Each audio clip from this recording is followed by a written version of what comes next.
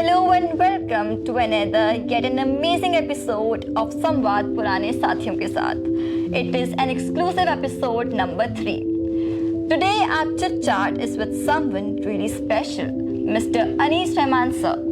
He is a proud alumni from Electronics and Communication branch 2001 batch.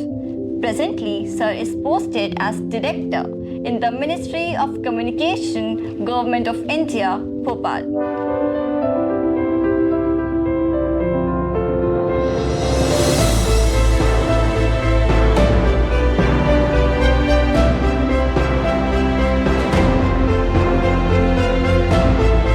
We welcome you, sir, and it's a pleasure to have you today in our podcast. Thank you very much. Anees Rahman sir, तो कैसे हैं आप? कैसा लग रहा है इतने साल बाद कॉलेज आकर? बहुत बढ़िया. और कॉलेज लाइफ तो हमेशा हर किसी की ज़िंदगी में एक बहुत बड़ी मुकाम रखती है, अहमियत रखती है.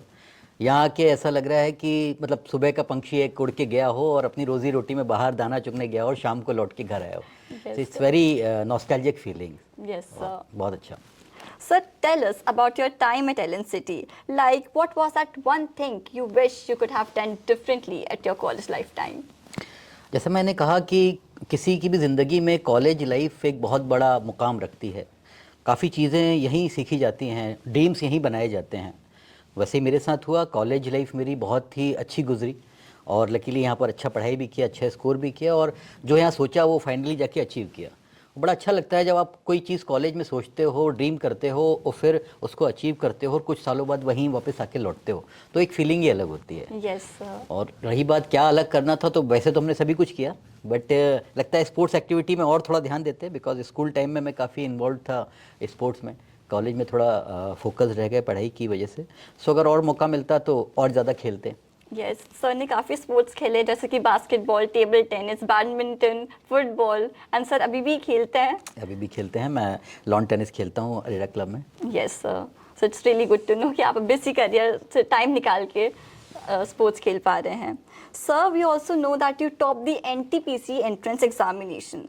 सो what was your approach in clearing the examination and what all advice you would like to give to the students who are aiming to achieve the same? देखिए, NTPC पब्लिक सेक्टर है. एज सच NTPC की तो मैंने तैयारी नहीं की थी. मैं इंजीनियरिंग सर्विसेज की तैयारी कर रहा था. और कहते हैं जब हम कभी हायर चीज़ की तैयारी करते हैं तो छोटी छोटी चीज़ें ऑटोमेटिक मिल जाती हैं. तो जब ऑल इंडिया रैंक 1 NTPC में आई तो बड़ा अच्छा भी लगा. और उस टाइम एक और चीज़ हुई थी कि NTPC का एग्ज़ाम और BSNL में GTO का एग्ज़ाम एक ही दिन पड़ गया था. सो वहाँ पर 3000 सीटें और NTPC में 30 सीटें थी ऑल इंडिया. सो लोग ने कहा क्या करें, पूरी भीड़ जो है सब BSNL का GTO एग्ज़ाम देने लग गई. फादर को मैंने फ़ोन किया. मैंने कहा पापा क्या करना है?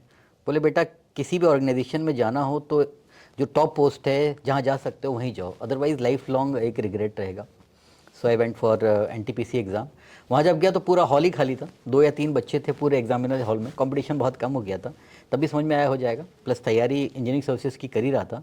सो अच्छा पेपर गया and finally got all India 1 rank. Yes sir. Sir आपके फादर की एडवाइस आपको बहुत यूजफुल रही. डेफिनेटली. ऑलवेज सभी के पेरेंट्स जो देते हैं कहते हैं उनको हमेशा सुनना भी चाहिए. वो आपके भले के लिए कहते हैं. Yes sir. And we have example right now with us. Sir, your career has taken you to different parts of the country and also to different esteemed organizations like BHEL and NTPC. So, sir, what challenges did you face during your journey and how did you overcome that challenge? देखिए, NTPC BHEL technical job था. Technical जब हम कोई नौकरी करते हैं, job करते हैं, तो हमारा जो हमने पढ़ाई की है और जो हमारा उस फील्ड में पर्टिकुलर फील्ड में जो एक्सपीरियंस है वो काम आता है. और चीज़ें कुछ टाइम बाद करने के बाद एक रूटीन हो जाता है. वो रूटीन ही आपको फॉलो करना है. जब हम पब्लिक डीलिंग में आते हैं, जैसा कि मैं जब म्यूनिसिपल कॉर्पोरेशन में मेरी पोस्टिंग हुई, सो इंटायरली डिफरेंट होता है. आपको नहीं पता कि कल सुबह क्या होगा. कल आपके साथ 1000 आदमी आपका नारा लेके आपके विरोध में खड़े होंगे, ऑफिस में जाम करके रखे होंगे. So very unpredictable. तो वहाँ आपकी पूरी स्किल्स काम आती हैं कि आप कैसे मैनेज करते हो, आप कितना काम हो, कंपोज हो. तो ये सब चीज़ें अहमियत रखती है. तो there is clear difference between a public dealing post और a technical post. Sir, you pursued electronics and communication engineering from Ellen City. How this shaped your career and decision to join UPSC? देखिए, engineering करने से एक तो मेहनत करने का जज्बा आता है. हार्ड वर्किंग आप सीखते हो. इलेक्ट्रॉनिक या पर से इंजीनियरिंग करो तो आप एनालिटिकली आपको जो चीज़ें आती हैं सीखते हो कि किसी चीज़ को हम एनालिटिकली कैसे कर सकते हैं। तो ये दो चीज़ें इंजीनियरिंग करके मुझे काफ़ी बेनिफिट मिला जो कि मुझे तैयारी में करना था। सबसे ज़रूरी होता है तैयारी में हार्ड वर्किंग। सो इंजीनियरिंग करके वो चीज़ मुझे एक बेनिफिट मिला। Yes sir. सर ऐसे कॉलेज लाइफ में कौन से मोमेंट्स रहे हैं जिन्होंने आपको यूपीएससी के साइड इन्फ्लुएंस किया हो? जैसे कि आप इंजीनियरिंग डिपार्टमेंट के हैं, तो यूपीएससी के साइड जाने का आपने कैसे सोचा? देखिए, मेरे बड़े ब्रदर थे, एमएससीटी से पास आउट थे, उनके कुछ दोस्त आईएएस आईपीएस बने, फिर भाई भी जो है बड़े ब्रदर आईओएफएस से आईआरएस हैं, तो वहाँ एक इंस्पिरेशनल तो था ही, क्योंकि बड़े घर में जब रहते हैं तो वो बताते हैं क्या करना है। इसके अलावा जब कॉलेज में जो था तो डे वन से मुझे था कि मुझे गवर्नमेंट की साइड जाना है। मेरे फादर जो थे वो भी गवर्नमेंट ऑफिसर थे, तो हम लोग जहाँ गवर्नमेंट क्वार्टर में रहते थे आसपास ऑफिसर्स थे, उनको देखते थे कि कैसा रहता है गवर्नमेंट सेक्टर। तो एक मन में ड्यूरिंग स्कूल डेज ही था कि मुझे इसी साइड जाना है, प्राइवेट में या बाहर बिल्कुल नहीं जाना है। माइंड फ्रेम उसी टाइम बन गया था। मुझे एक इंसिडेंस याद है, जब मैं थर्ड ईयर में था, एक बाहर से एक फैकल्टी आई, उन्होंने बोला, सब लोगों से पूछ रहे थे क्या बनना चाहते हो, तो मुझे खड़ा किया, मैंने कहा I want to become an IAS officer. Yes sir. So सब लोग आजू बाजू वाले हंसने लगे कि ये क्या बोल रहा है कि, तो फिर मैंने कहा नहीं, अब बोल दिया अब तो करके रहेंगे। सो एक वही चीज़ थी, वहीं से सोच लिया था कि कुछ बनना है और आगे चल के उसी के अकॉर्डिंगली मेहनत करी और फाइनली बन गए। Yes sir. सर हम जिस चीज़ के बारे में सोचते हैं, जिस चीज़ के लिए हमारा डिज़ायर होता है, हम अगर मेहनत करें तो हम वहाँ तक पहुँच ही सकते हैं। बिल्कुल, ये it's a scientific proven fact also कि आप जो मैनिफेस्ट करते हो, कहते हैं ना कि वो द अल्केमिस्ट की बुक में है कि किसी चीज़ को शिद्दत से चाहो तो सारी कायनात, जो शाहरुख खान भी कहता है, the line taken from the book alchemist, जो पॉलो सियलो की है। सो उसमें ये कहते हैं कि किसी चीज़ को आप अगर फुल डिज़ायर, फुल डेडिकेशन से आप सोचते हो तो पूरा यूनिवर्स आपको उसकी तरफ बनाने में लग जाता है। तो मेरा भी ये मानना है कि हमें जो है कुछ जो भी हमें करना है, जो हमें सोचना है, बनना है, उसको आप पहले ड्रीम करो और फिर इस ड्रीम को जो है विजुलाइज करने के लिए पूरी अपनी मेहनत लगा दो, हार्ड वर्क करो। ये नहीं कि हम जो है ख्वाब देख रहे हैं रात में ये करना है ये करना है। ड्रीम मीन्स जो आप दिन में देखो, जो आपको सोने ना दे। Yes sir. तो मैं सभी स्टूडेंट्स को भी एक एडवाइस देना चाहूँगा इसी क्वेश्चन पे कि जो भी आप बनना चाहते हो, सबसे पहले आप उसको ड्रीम करो कि मैं वो बन सकता हूँ, रियल वाला ड्रीम। और एक बार आपने ड्रीम किया तो उसके लिए जो कुछ भी करना पड़े, जितनी भी मेहनत करना पड़े, जो वो लोग बने उनके सीनियर से मिलो, कैसे बने, क्या किया, और उसको अपने आप में ढाल लो। आप आईपीएस ऑफिसर बनना चाहते हो, एक अपने आप अपनी फ़ोटो में एक आईपीएस वाली ड्रेस में खींच के अपनी टेबल के सामने चिपका दो। कुछ दिनों बाद देखोगे वो ड्रेस आप पहने हुए हो। And it's a proven fact, बहुत सारी बुक्स भी लिखी हुई है इस बारे में। सो जो भी बनना चाहे आदमी, उसको सबसे पहले उसको सोचना पड़ेगा, ड्रीम करना और पड़ेगा, मोटिवेटेड रहना पड़ेगा through out the journey. Highly motivated. Yes, sir.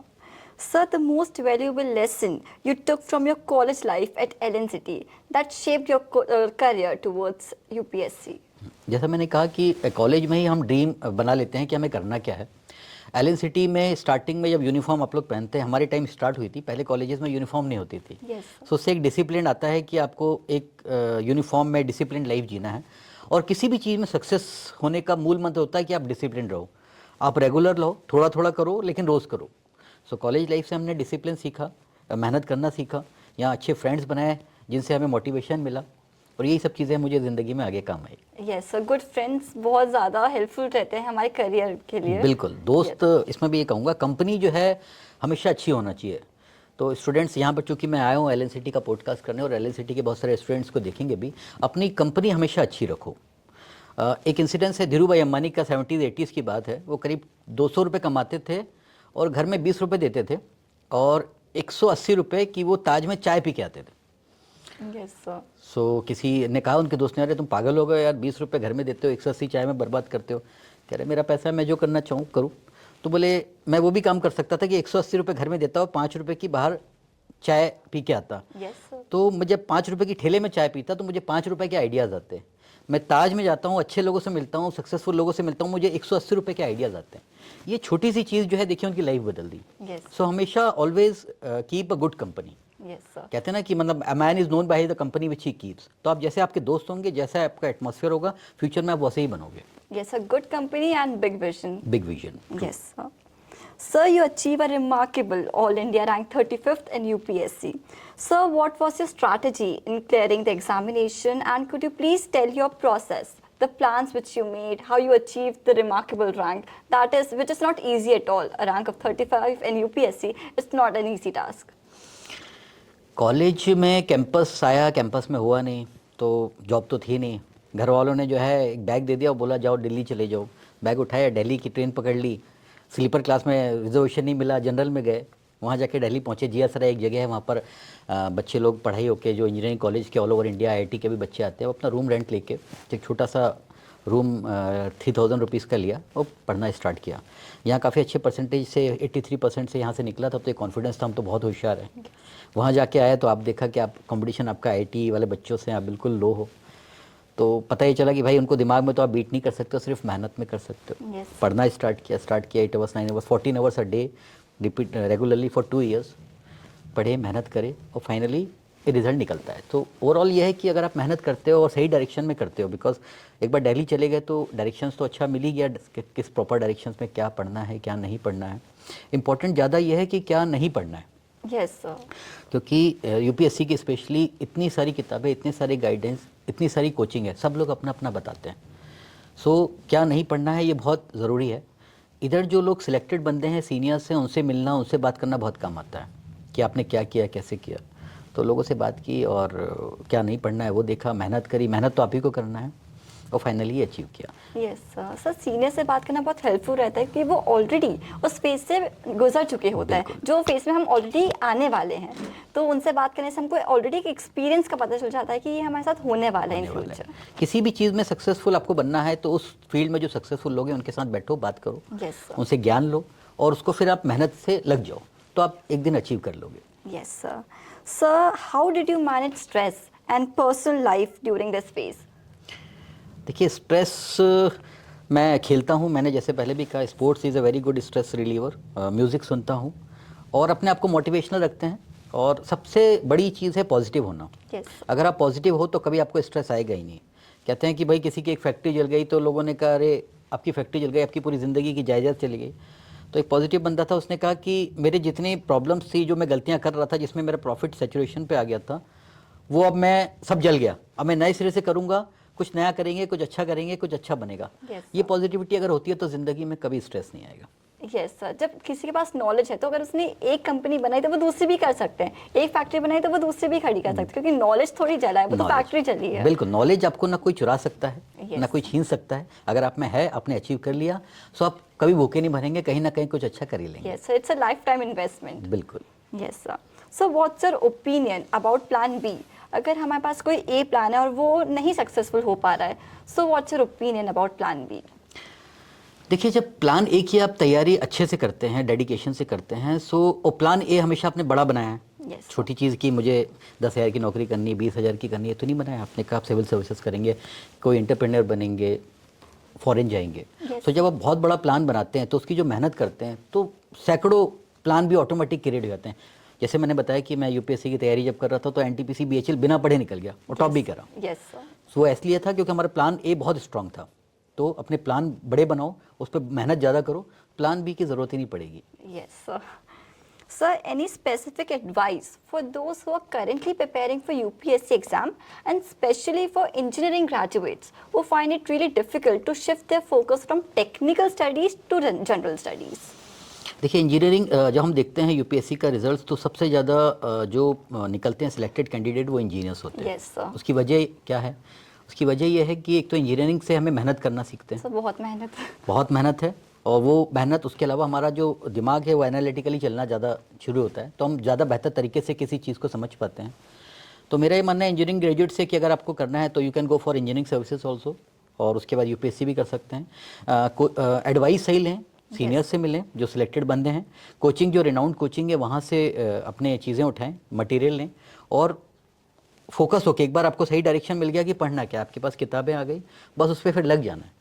सबसे ज़्यादा लोग जो नहीं सिलेक्ट हो पाते, नॉलेज सबको है कि क्या पढ़ना है, पढ़ते नहीं, मेहनत बहुत ज़रूरी है। इसलिए मैंने कहा 14 से 15 घंटे रेगुलर फॉर 2 इयर्स आपको कोई भी एग्जाम इंडिया का निकलवा सकता है। सर आपके कितने स्टडी आवर्स हो जाते थे जब आप प्रिपेयर कर रहे थे एग्जाम से? वो मैंने बताया कि करीब 14 घंटे के आसपास मैं रेगुलरली पढ़ता था। यस सर, वो डेडिकेशन। फ़ोन छोड़ना पड़ेगा, फैमिली से भी सिर्फ एक बार में 15 मिनट बात करना, yes, और सब चीज़ें आपको जो आजकल आप सोशल मीडिया तो इतना डिस्ट्रैक्टेड है, व्हाट्सएप है, ये सब चीज़ों को छोड़ना पड़ेगा। अगर ज़िंदगी में कुछ अचीव करना है तो डिस्ट्रैक्शंस आपको बिल्कुल रिमूव करने पड़ेंगे। सर आजकल बहुत सारी डिफरेंट ऐप्स आ गई है, गेम्स आ गए हैं, सो डिस्ट्रैक्शन तो बहुत हो गया इस बहुत है, जनरेशन में। बहुत है। इसी वजह से ये जनरेशन को सक्सेस पाना या करना बहुत मुश्किल काम है, क्योंकि इसके Yes. डिस्ट्रैक्शन बहुत हैं।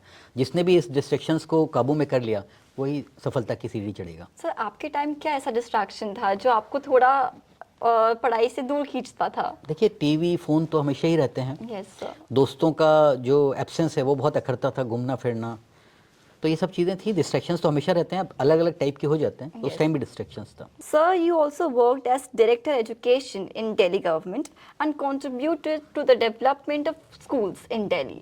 So, sir, have you faced any political issues? देखिए, जब पब्लिक डीलिंग में रहते हैं और ऐसी पॉलिटिकल पोस्ट जब रहती है जिसमें पॉलिटिकल इंटरवेंशन होता है, तो बहुत सारे इश्यूज डेली बेसिस पे आते हैं। जब मैं डायरेक्टर एजुकेशन था तो मेरा ये एम था, विजन था कि मैं जो हम लोग के जो अंडर में आते थे प्राइमरी स्कूल्स आते थे गरीब म्यूनिसिपल कॉरपोरेशन के, बेचारे जो गरीब बच्चे जो स्लम्स वाले एरिया आते हैं, तो हमने क्लासरूम को स्मार्ट क्लासरूम में कन्वर्ट किया। Oh, wow. सब जगह हमने टीवीज़ लगाई ताकि वो इंटरनेट का यूज़ कर पाए, उसको वाईफाई इंटरनेट सर्विस प्रोवाइड किया।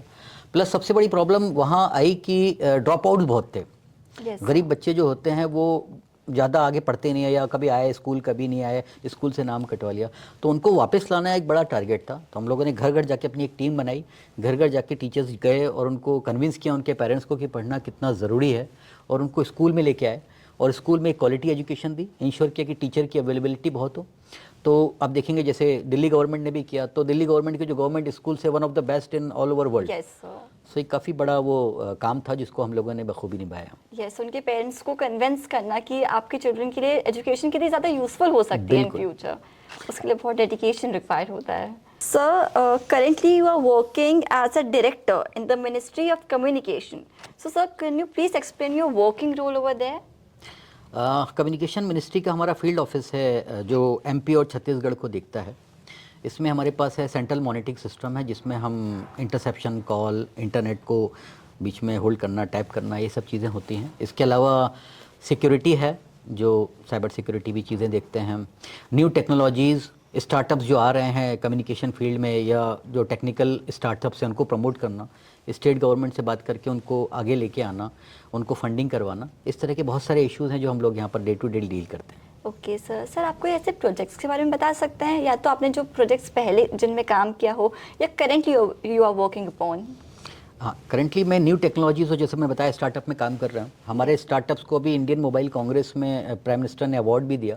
भोपाल के जो स्टार्टअप्स थे, Yes. जैसे AR VR का काम कर रहे हैं, जो उज्जैन में महाकाल का जो दर्शन है वो एक रूम में बिठा के वो पूरा एज इट इज़ दिखा देते हैं विजुअल। AR में, Yes, sir. ऑगमेंटेड रियलिटी और वर्चुअल रियलिटी में। वो स्टार्टअप्स को बेस्ट स्टार्टअप का अवार्ड मिला था, MP से प्राइम मिनिस्टर ने दिया था। सो इस तरह के जितने स्टार्टअप्स हैं जो कुछ करना चाहते हैं, टेक्निकली स्ट्रॉन्ग हैं, उनको जो जो डिफ़िकल्टीज़ आती हैं उसको हम लोग लेते हैं और कंसर्न ऑर्गेनाइजेशन से बात करके उनको प्रमोट करते हैं ताकि वो आगे आएँ। Yes sir. सर, ये काफ़ी अच्छा स्टार्टअप है, इससे काफ़ी हेल्प होगी लोगों की। बहुत। Sir, you have a lot of experience in both technical as well as administrative work. So, sir, आप कुछ ऐसे एक्सपीरियंस शेयर कर सकते हैं जहाँ पे आपने काम किया हो और 5 to 10 years में आपके अकॉर्डिंग वो एरिया कितना डेवलप होगा? देखिए, गवर्नमेंट सेक्टर में जब हम कार्य करते हैं तो इंडिविजुअल कोई अचीवमेंट्स नहीं होता है, Yes. लेकिन हाँ कलेक्टिव होता है, टीम बनाते हैं। जैसे हम म्यूनिसिपल कॉर्पोरेशन में थे तो हमें चांदनी चौक को रिवैम्प करने का Yes, एक sir. वो मिला। चांदनी चौक की पहले हालत ऐसी थी कि रिक्शेज़ हैं, खूब भीड़ जा रही है, बहुत क्योस था, कोई वायरिंग पूरी जगह थी। तो हम लोगों ने काफ़ी ऑफिसर्स और भी थे मिलके उनको कन्विंस करना। दुकानदारों को एक बड़ा काम था क्योंकि हमें रोड बंद करनी थी, वहाँ पर Yes, sir. सिर्फ ओनली वॉकिंग स्टिक को गाड़ियाँ बंद करनी थी। सबसे मीटिंग करी और आज आप देखेंगे कि जो कलेक्टिव एफर्ट से इतना अच्छा खूबसूरत हो गया है। अब चांदनी चौक में मूव करते हैं तो ऐसा लगता है हम फॉरेन में आ गए हैं। लोग गिटार भी बजा रहे हैं वहाँ, क्योंकि नो व्हीकल एंट्री जोन है। काफ़ी कुछ हुआ, लेकिन काफ़ी मेहनत करनी पड़ी। सुप्रीम कोर्ट तक वो लोग केस करने चले गए थे, वहाँ पर भी लड़ाई की। और ये करके हमारी टीम ने जो है सबसे बात किया, कन्विंस किया। जो केबल ऊपर था उसको अंडरग्राउंड ज़मीन के अंदर से ले जाना, जबकि हमने ज़मीन जब देखी तो वहाँ पर ऑलरेडी इतना पूरा डक्ट फुल थी, वहाँ पर कोई पॉसिबिलिटी नहीं थी कि कुछ भी जाए। फिर वहाँ मैनेज करना, और फिर रोड्स में जब हमने नो व्हीकल जोन बनाया तो काफ़ी ऑर्गेनाइजेशन एसोसिएशन आ गया कि हमें वहाँ पर जाना है, दुकान तक सामान जाएगा। इस तरह की चीज़ें थी और डे टू डे प्रॉब्लम्स आती हैं, उसको हमने रिजॉल्व किया, बात किया। और एक वक्त बाद देखते हैं कि आज जो आप देख रहे हैं चांदनी चौक का जो रूप है वो Yes, एक उसका sir. एग्जाम्पल है। Sir, it's remarkable. Sir, in the era of advancing technology cyber crimes बहुत बढ़ रहे हैं और cyber criminals easily secure system को भी आसानी से हैक कर रहे हैं। And we also came to know that कि आपने सेमिनार्स दिए हैं IITs और NITs में रिगार्डिंग साइबर फ्रॉड्स। तो सर, आपका क्या कहना है इस फील्ड में? देखिए, यू विल बी सरप्राइज कि करीब इंडिया से लास्ट 9 मंथ में 11,000 करोड़ रुपीस इसमें जा चुका है हमारा। अकेले भोपाल से लास्ट 6 मंथ में 60 करोड़ रुपीस सिर्फ भोपाल से साइबर फ्रॉड ले चुके हैं। और ये तो ऐसे वो इंसिडेंट्स हैं जो लोगों ने रिपोर्ट किए हैं। कई लोग शर्म के मारे, घबराहट में चीज़ें बताते ही नहीं हैं। सो बिगेस्ट थ्रेट जो है भाई अभी हमारी कंट्री के लिए वो है इससे बचना। Yes sir. इंडिया जो है 2nd नंबर है ऑल ओवर वर्ल्ड जो ग्लोबल अटैक और इस तरह के साइबर अटैक्स पे है, आफ्टर अमेरिका, US, जो उसको लॉस हो रहा है। It's really sad to know that. It's very sad to know, because जब हम इसका कारण जानते हैं तो सबसे बड़ा कारण है अवेयरनेस। Yes sir. लोगों को पता ही नहीं है कि इस तरह का भी कॉल आएगा कि कोई पुलिस वाला बन के बोलेगा कि मैं पुलिस ऑफिसर बोल रहा हूँ, तुम्हारा बच्चा जेल में है, या तुम्हारे मोबाइल नंबर का मिसयूज़ हो गया है। सो ये जो मोडस ऑपरेंडी है, इट्स ऑर्गेनाइज्ड क्राइम, काफ़ी ऑर्गेनाइज्ड है। और जो हम सोचते हैं उससे वो एक स्टेप ज़्यादा सोचते हैं। और इसमें फंसने वाले में बड़े बड़े ऑफिसर्स, जज, ये लोग तक भी बेचारे फंस गए हैं और अपना पैसा खो चुके हैं। तो इसके लिए जो मैं हमेशा कहता भी हूँ, सबसे ज़्यादा ज़रूरी है अवेयरनेस। तो ये 3 चीज़ों पे ये लोग काम करते हैं, फियर, लालच और टाइम नहीं देते हैं। Yes sir. आपको डर बताएंगे, आपका मोबाइल नंबर मिसयूज़ हो गया है, यहाँ यूज़ हो गया है, आप इमीडिएटली कॉल करिए, पुलिस से बात करिए, पुलिस आपको वहीं कॉल करेगी, नकली पुलिस स्टेशन बनाएंगे और आपसे पूरे पैसे ऐंठेंगे। कई लोग सेक्सटॉर्शन होता है, कई लोग सुसाइड कर लिए कि हमारा चीज़ें बाहर ना चली जाएँ। तो इनफैक्ट भोपाल के ही केस बता रहा हूँ, काफ़ी भोपाल में 60 करोड़ रुपीज़ लॉस हुआ है लो हमें लास्ट 6 मंथ में। तो फियर, आपको पहले हम डर दिखाएंगे, आपका ये हो गया, या आपको बताएंगे आपके पैसे अगर आप ऐसे करते हो जितने मल्टीप्लाई होएंगे। तो लालच आ गया आपको, जहाँ लालच आया तो फिर आप उस पर फंसते चले जाते हो। Yes sir. म्यूचुअल फंड्स के खूब सारे स्कीम्स के साइबर फ्रॉड्स चल रहे हैं, आपसे 100 रुपये लेंगे, आपको 200 रुपये रिटर्न कर देंगे। आप सोचेंगे कि काफ़ी अच्छा इंसेंटिव मिल गया। आप ऐसे से बढ़ाते बढ़ाते एक टाइम ऐसा आएगा जब आप लाख 2 लाख या बड़ा अमाउंट जमा करेंगे, उस टाइम वो गायब हो जाएंगे। तो लालच हमें नहीं करना है, डरना नहीं है। अगर आपको लगता है कि ये कोई चीज़ है तो इमीडिएटली फ़ोन काट के जो कंसर्न ऑफिसर है, कोई पुलिस स्टेशन, वहाँ बात करिए। अगर आपसे कहते हैं आपका बच्चा एक्सीडेंट हो गया, आपका ये हो गया, इमीडिएटली कट द फ़ोन। एक तो अननोन नंबर आप उठाएं ना, उठा भी लेते हैं तो ज़रा भी डाउट होता है तो उसको काट दें। डर ना करें, लालच ना करें, और टाइम आपको वो नहीं देते हैं, इमीडिएटली आपसे डिजिटल अरेस्ट भी करते हैं। तो आप काटिए फ़ोन, थोड़ा सा लंबी सांस लीजिए, देखिए, उसको कॉल बैक करिए। तो 3-4 चीज़ें रखेंगे और आप अगर अवेयर रहेंगे, पढ़ते रहेंगे, तो कभी भी आप इसमें नहीं फंसेंगे। और एक बार आपने जो सीख लिया, अपनी फैमिली को, अपने दोस्तों को परकुलेट करिए, उनको बताइए, ताकि ज़्यादा से ज़्यादा लोग जागरूक हो जाएं।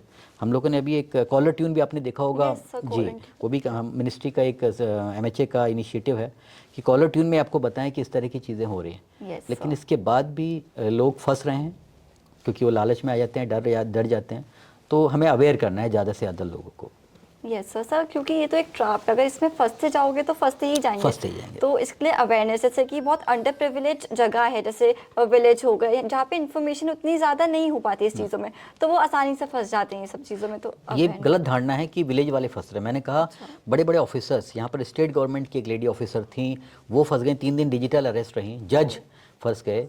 तो बड़े बड़े पढ़े लिखे लोग भी फंस रहे हैं। वो ध्यान नहीं दे पाते क्योंकि उनका जो प्लानिंग है, उनका जो तैयारियां हैं, बिल्कुल टाइम नहीं देना, सोचने का मौका नहीं देना, और घबराहट या डर या लालच। तो ये तीनों चीज़ों पे हमें विजय प्राप्त करनी पड़ेगी। हमें डरना नहीं है, लालच नहीं करना है। तो इस तरह से हम अपने आप का बचाव कर सकते हैं। Yes sir. Sir, you work closely with NGO for better and free education to underprivileged children. How do you balance these initiatives with your demanding career? देखिए, जब हम देखें, मैं दिल्ली में जब था तो मैंने देखा कि जो राइट टू एजुकेशन एक्ट में बहुत सारे जो स्कूल्स हैं जिसमें 25% कोटा गरीब बच्चों के लिए होता है, तो बहुत सारे गरीब बच्चे उसमें आ ही नहीं पाते थे, बिकॉज वो एनरोल्ड ही नहीं हो पाते थे, फॉर्म ही नहीं भर पाते थे। तो हम लोगों ने संडे सैटरडे जब ऑफ रहता था, स्लम्स में जाके कुछ और ऑफिसर्स को इकट्ठा किया, बच्चों को बोला कि इस तरह के बड़े बड़े स्कूल्स में आप एडमिशन ले सकते हैं। वहीं बैठ के हमने सबसे डॉक्यूमेंट्स लिए, एनरोल करा। तो काफ़ी अच्छा जब रिजल्ट आने लगा कि बच्चे जो है DPS में जाने लगे, बड़े बड़े स्कूल्स में जाने लगे, गरीब स्लम्स के बच्चे, तो जब जाएंगे तो कुछ नई higher education, quality education achieve करेंगे। और ये काफ़ी सक्सेसफुल, और काफ़ी हम लोगों ने अराउंड 1000 बच्चों को इन डिफरेंट स्कूल्स दिल्ली में एनरोल कराया। हम लोग काफ़ी ऑफिस, IRS ऑफिसर्स भी कुछ साथ में थे। अभी भी वो चल रहा है, सिस्टम चल रहा है। इसके अलावा क्योंकि एजुकेशन सबसे इम्पॉर्टेंट है, अगर आपको पॉवर्टी या गरीबी हटानी है तो आप बच्चों को पढ़ा दो, क्योंकि यही फ्यूचर है। जो आप 10-20 साल बाद देखते हो इंडिया को, वो लोग हैं जो आज प्राइमरी स्कूल में या मिडिल स्कूल में पढ़ाई कर रहे हैं, वो हमारी जनरेशन है।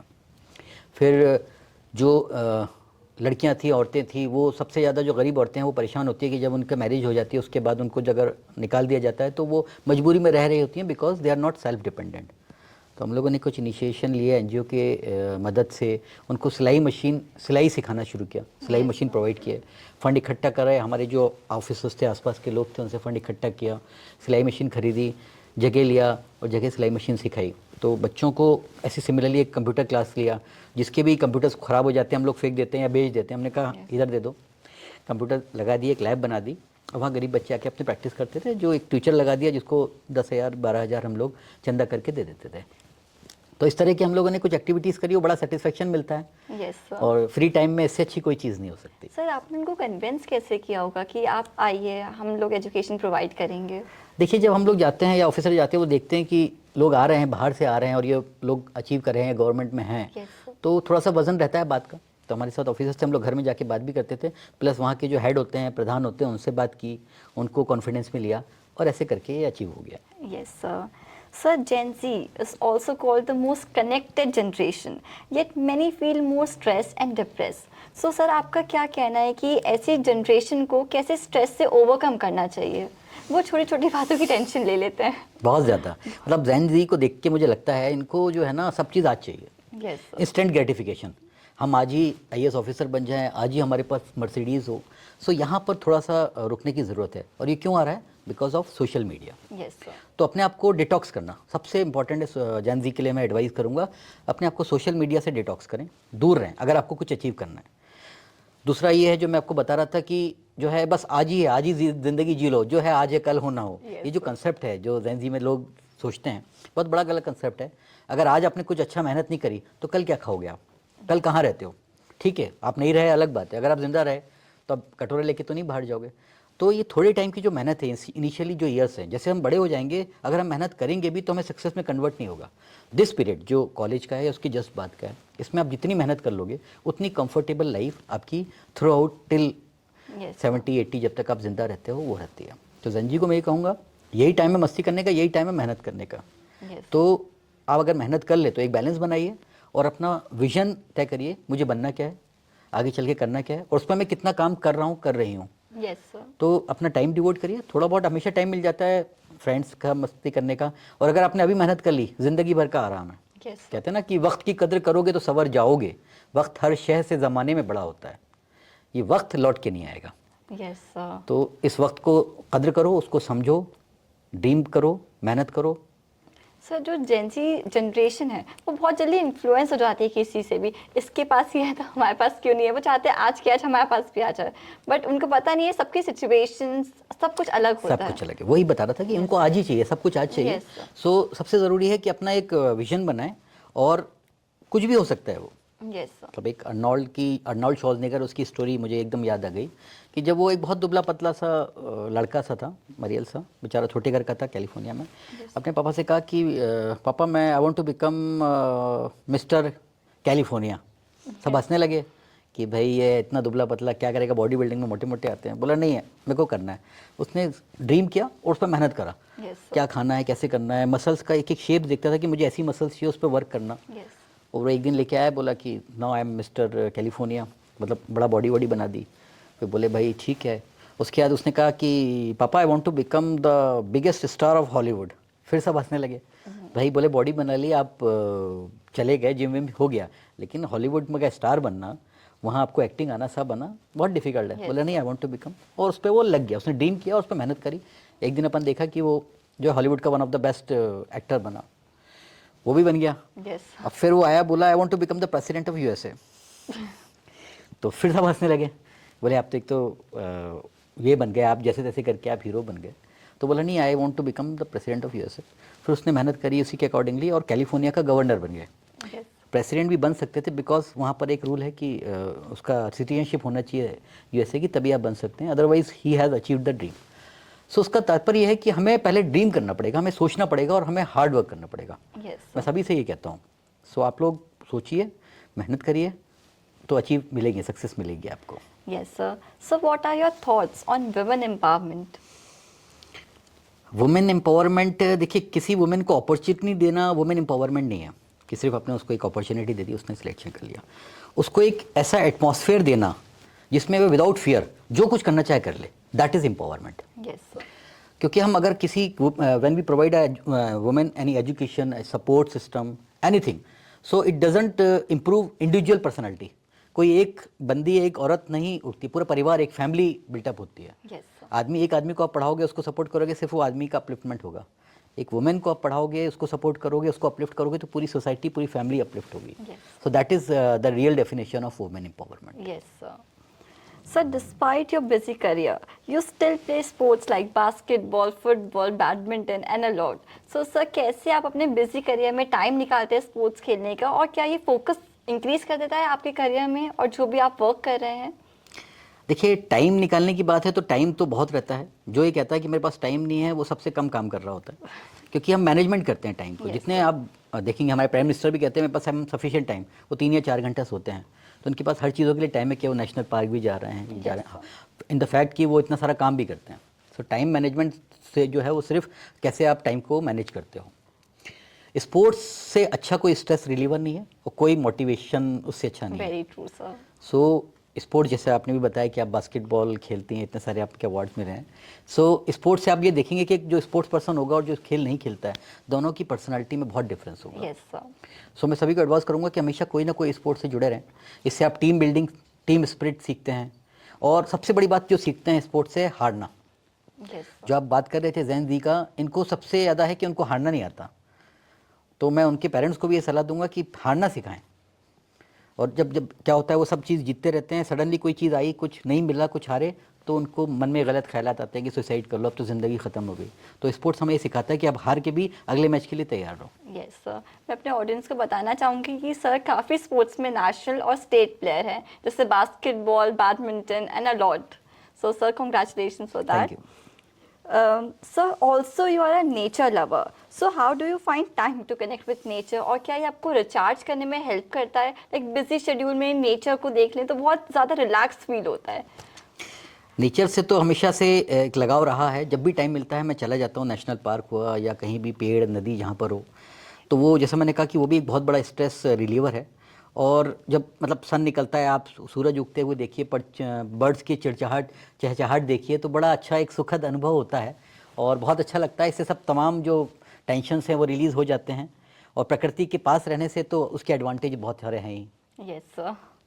Sir, before we end, for students of Ellen City who aspire to build a career in government sector, what advice you would like to give to them?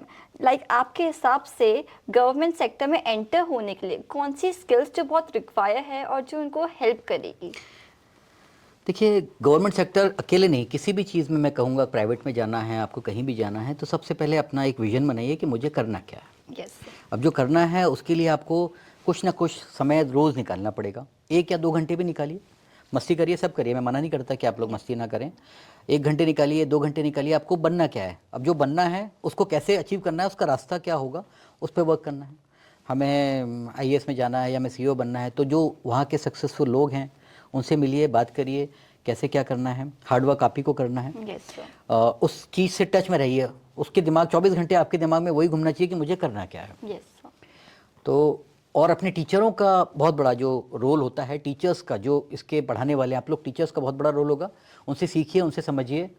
तो एक स्टोरी आपको मैं एक और सुनाता हूँ टीचर्स की। एक गाय और शेर जो है, शेर गाय का पीछा कर रहा था उसको खाने के लिए। तो एक सामने तालाब आया, तो गाय ने सोचा कि मैं इसमें चली जाती हूँ, बच जाऊँगी। उस पर उतर गई, पीछे पीछे शेर भी उतर गया। Yes, sir. वो तालाब क्या था, वो दलदल थी। तो थोड़ा आगे गए तो फंसने लगे, शेर बहुत करीब आ गया था, दोनों पानी में जाने लगे। अब शेर चाह के भी उसको पकड़ नहीं पा रहा था क्योंकि वो दलदल था, और काऊ भी जो है वो भी परेशान थी। तो काऊ ने बोला, आप तो पूरे जंगल के राजा, इतने शक्तिशाली, अब तो असहाय फील कर रहे हो। बोला, हाँ मैं तो मर जाऊंगा, लेकिन तुम भी तो जा ही रही हो, तुम क्यों इतनी खुश हो रही हो। तो वो कह रही है, मैं खुश इसलिए हूँ क्योंकि मुझे पता है कि मेरा मालिक जब मुझे देखेगा कि मैं नहीं आई तो वो मुझे ढूंढता हुआ आएगा और मुझे बचा लेगा। और मैं हंस इसलिए रही हूँ कि आपका तो कोई मालिक ही नहीं है, आप तो डूब जाओगे। सो यह मालिक से जो है वो आया और उसको खींच के ले गया। मालिक से तात्पर्य आपका टीचर, आपके पेरेंट्स। Yes, sir. तो आपके ऊपर एक हाथ है आपके टीचर्स का, आपके पेरेंट्स का, उनका सुनिए। वो आपका जितना बेहतर चाह सकते हैं, समझ सकते हैं, उतना कोई नहीं कर सकता। सो इसमें टीचर्स का बहुत बड़ा योगदान है। तो सभी लोगों से मैं यही कहूँगा कि अपना ड्रीम बनाएं, उस ड्रीम को करने के लिए hard work, there is no substitute for hard work, और टाइम इज़ वेरी प्रीशियस, वक्त की कदर करिए। सर ऐसी कोई टीचर की एडवाइस जो आपको भी याद आ रही हो, जो आपको लगता है कि अभी तक मेरे काम आई है? कई टीचर आए, बहुत अच्छे टीचर भी मिले, बहुत बहुत इसमें लकी रहा कि बहुत अच्छे टीचर है। एक टीचर ने कहा था कि भाई जो मैं बता रहा हूँ सब लोगों को भी, कि आप कुछ भी करना है उस पर पूरा फुल मोटिवेशन डेडिकेशन दे दो। वो है ना 100 सुनार की 1 लोहार की, उन्होंने कहा था कि आप जो है धीरे धीरे मारते रहेंगे, कुछ नहीं होगा। 1 लोहार की मान लो, जो करना है 1 साल 2 साल मेहनत करके कर लो, पूरी ज़िंदगी भर आराम हो। Yes sir. Sir what you will do if not in civil service? Teacher होता मैं, Yes, या sir. मोटिवेशनल स्पीकर होता। Yes sir. कहीं पढ़ा रहा होता एलन सिटी में यहीं। सो मेरे को टीचिंग का बहुत शौक है, और मैं जहाँ मौका मिलता है मैं ज़रूर पढ़ाता हूँ। Yes, sir. So now we'll have a quick rapid fire round and a fun question answer session. So, sir, are you ready? या बेल्ट टाइट कर लिया है। Yes, sir. मैंने भी. If you had to describe your career journey in one word, what it would be? Roller coaster. Roller coaster. What's tougher, cracking UPSC or implementing Chandni Chowk's revamp? That Chandni Chowk revamp. Yes, sir. So, what's more challenging, managing technology or managing people? Of course managing people. Yes. The best advice you have received as a leader? Best advice as a leader, lead from the front. Lead from the front. Yes, sir. Sir, if you could instantly solve one issue in Delhi, what would it be? Traffic. Traffic. A skill every IAS officer must have. perseverance and patience. Yes, sir. One book that inspires you. The Power of Subconscious Mind by Joseph Murphy. Yes, it's a really nice book. Very, very nice Yes, sir. What's your go-to stress buster after a long day? Music Music. and friends. Friends, yeah. Talking with the friends is a great stress reliever. Yes, sir. A tech gadget you can't live without. Smartphone. Smartphone, yeah. I think same for all. Everyone. Yeah. What's harder, writing an MBA thesis or delivering a lecture at IIT? Delivering a lecture in front of so many intelligent people, it's very difficult. Yes, sir. One thing people assume about being an IAS officer that isn't true. That they are not approachable and they are a different personality. We are all common man and we are highly approachable. People Yes. should come and talk to us. Yes, sir. For any advice. For anything. One thing you miss about your days at Ellen City. Friends and college life. Yes, sir. So college life में आपने कभी travel करा था अपने friends के साथ? बहुत बार हम लोग यहाँ से जो है छुट्टी लेके पचमढ़ी गए ग्रुप में। Yes, sir. हम लोग डिफरेंट स्टेट दिल्ली भी गए। तो जो कॉलेज लाइफ में जो दोस्तों के साथ जाना, ट्रैवल करना, मैं सभी को एडवाइस करूँगा कि आप ट्रैवल करिए। जब हम बाहर घूमते हैं तो बहुत सारी चीज़ें हम नॉलेज लेके आते हैं, नए लोगों से मिलते हैं, नई जगह देखते हैं। तो जो आदमी ट्रैवल करता है और जो नहीं करता है, दोनों की पर्सनालिटी में बहुत चेंज होता है। Yes, sir. So one should always travel a different places. ज़रूरी नहीं बड़े होटलों में रुको, बड़े उससे जाओ। You go by sleeper class, कम पैसे में जाओ बट ट्रैवल करो। Yes, sir. So thank you so much for your time.